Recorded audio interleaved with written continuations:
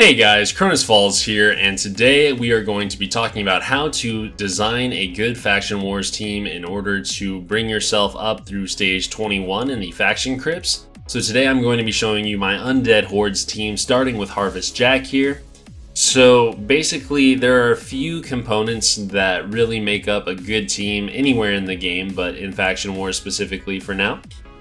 And that's going to be a mixture of CC, support, damage, and revives. Those are very good things to come together in order to make a very solid team.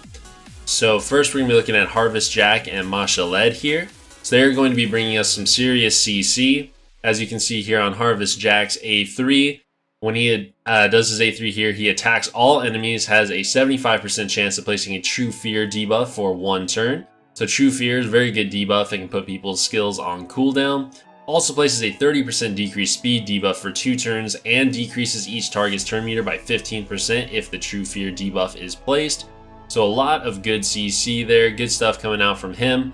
Also has a 75% chance of placing a stun debuff for 1 turn if the True Fear debuff is not placed. Sorry, I said stun, but I meant sleep. So even if you don't manage to place it, you do still get some good value out of it. And that does pair very well with Masha Led here, because on his A2, he places a True Fear debuff for 2 turns on everybody.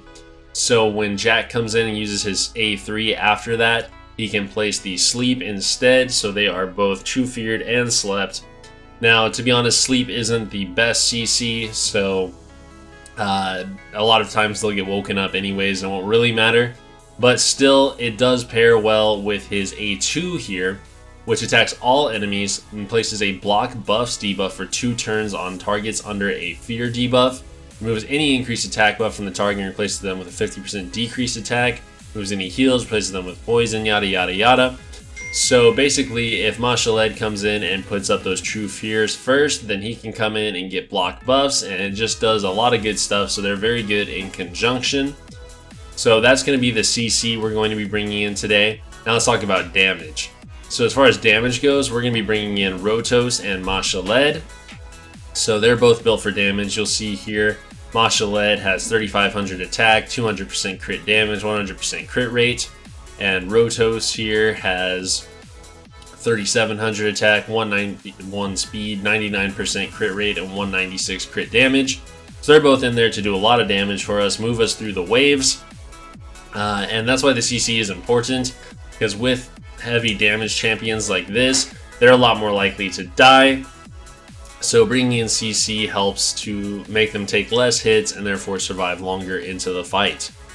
Now, besides those 2 roles, we're going to be talking about supports / revivers. I mean, they're kind of the same thing, but you know, there's a lot of support that don't have revives. So an example of that will be Mausoleum Mage, who's going to be coming in for us. And he brings us a lot of utility.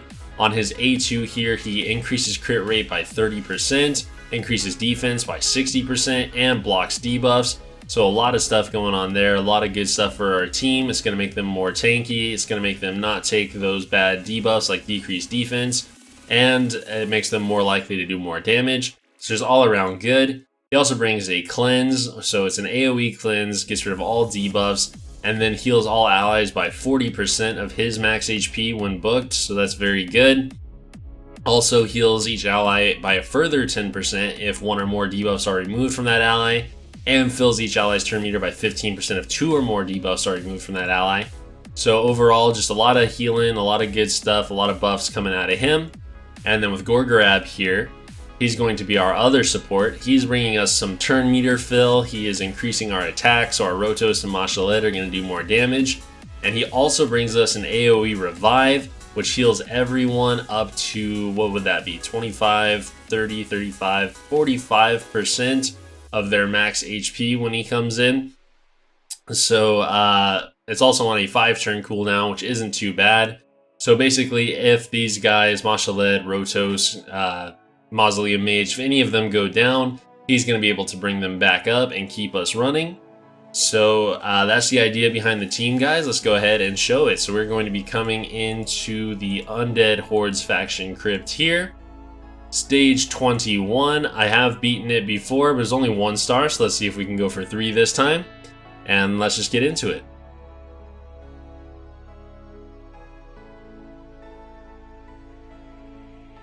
Alright, so you'll see right away we get our True Fears off.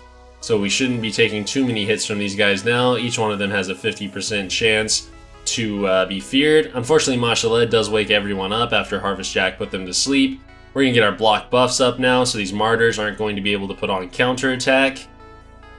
And you see those shields coming in big. We didn't take too much damage there, so everyone's still looking pretty healthy. Gorgrab is going to need some heals coming up here, hopefully from our Mausoleum Mage though. So he is the one that really can't go down. There we go, he heals himself up. He says, I don't need Mausoleum Mage to do it. So as long as Gorgrab's alive, our team is looking pretty good. This first wave has a lot of red, so they are a pretty big danger to him. He is going to be their target after Rotos gets his HP up. But we are through the first wave in about a minute, and on to the second. So we've got a bunch of Valkyries here. If we can, if Jack had gotten up that block debuff sooner, that would have been perfect. But unfortunately, Mashaled didn't get out the True Fears right at the start, so we are going to be dealing with counterattack. And as you can see here, our Mashaled is down, but that is what Gorgorab is in here for. So as soon as he gets back around to that revive, there we go, Mashaled is back. We still have some True Fears going, helping us out here. Get some turn meter boost going. Errol is going to be the big damage dealer here, so if he can go down, that would be good for us. Let's go ahead and target him. Our Rotos taking a lot of heat though. And Mashaled taking some counterattacks. Rotos goes down, unfortunately. Let's go ahead and get some sleeps up. Hopefully Mashaled doesn't wake him up. He does not.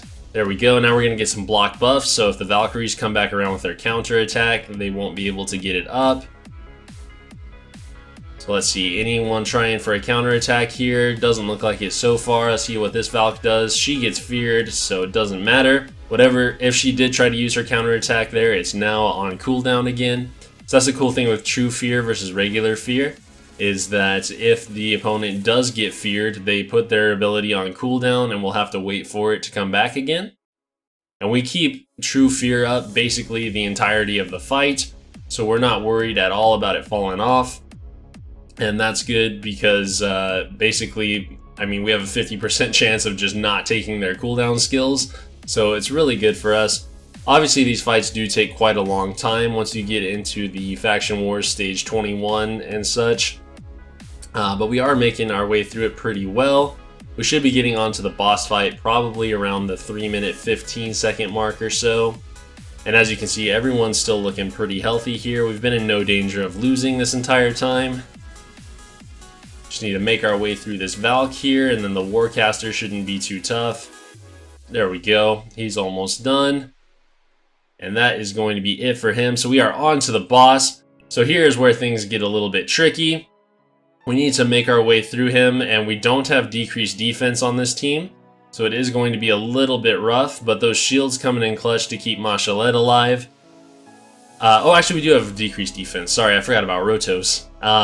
But those shields from Harvest Jack and the Mausoleum Mage and their shield set are doing a lot to keep us alive right now.